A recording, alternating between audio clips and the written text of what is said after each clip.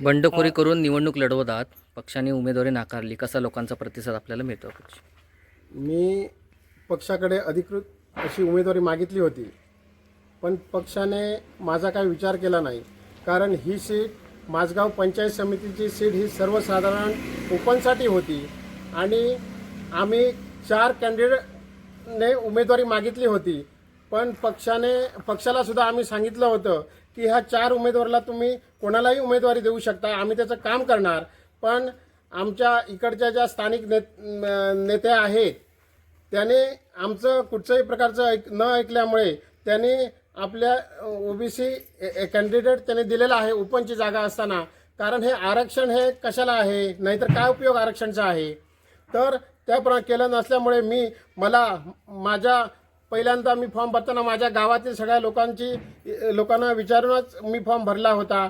त्यानंतर मी सोनुर्लीला गेलो, नंतर माझगावला गेलो. माझगावच्या लोकांनी सर्व लोकांनी सांगितलं की मला तुम्ही फॉर्म मागे घेऊ नका, तुम्ही लढायचं आहे आणि तुम्ही 100% जिंकणार या उद्देशाने मी फॉर्म ठेवला. आणि सर्व जनता ही माझ्या बरोबर आहे आणि माझा विजय हा 100% आहे.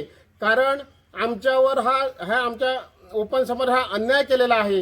ह्या अन्यायाची वाचा हे माझगाव वासीय, वेतीय वासीय आणि सोनुर्ले वासीय हे 100% मतदान रूपी मला मतदानाचे आशीर्वाद देऊन हा रिझल्ट 100% माझ्या बाजूने येईल कौल. कारण आता मी पूर्ण माझगावमध्ये फिरतो आहे तर मला माझगावच्या लोकांचा पूर्ण पाठिंबा आहे.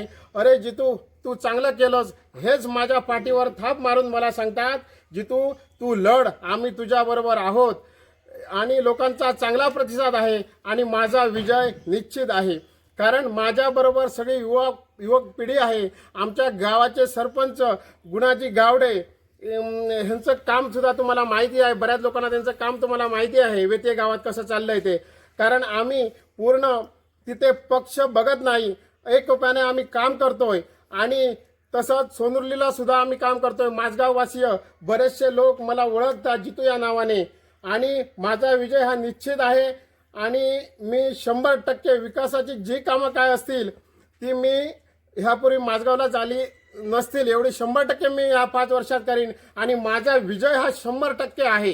कुठले विकासाचे मुद्दे घेऊन जनतेसमोर जाईल? कारण विकासाचे मुद्दे मी निवडून येणार. पंचायत समिती आणि जेडपी मार्फत जी काही विकास कामं असतील ती मी 100% या माझगाव पंचायत समितीमध्ये राबवणार आहेत.